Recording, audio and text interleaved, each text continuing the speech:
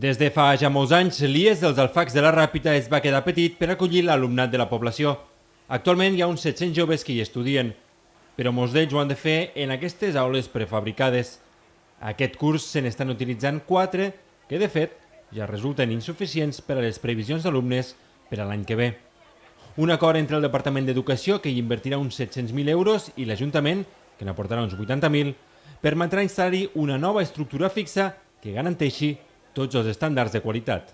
Per al proper curs necessitàvem un espai més, que es feia impossible, que teníem dues solucions. O tornàvem a instal·lar una altra aula prefabricada o dotàvem d'una estructura al centre, com la que penso que serà una estructura que, si més no, donarà una qualitat i una prestància al centre que no tindria instal·lant ara una altra aula prefabricada.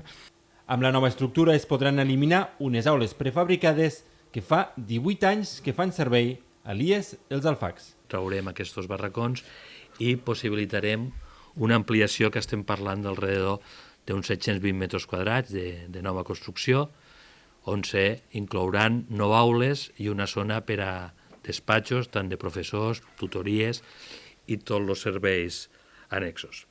La nova estructura és de caràcter industrialitzat. Es tracta d'una construcció econòmica que es pot ubicar en poc més d'un dia, garanteix tots els elements climàtics i no provoca residus. Actualment ja hi ha 2 exemples d'aquest tipus d'estructures en centres educatius de les Terres de l'Ebre, a Jesús i a Santa Bàrbara.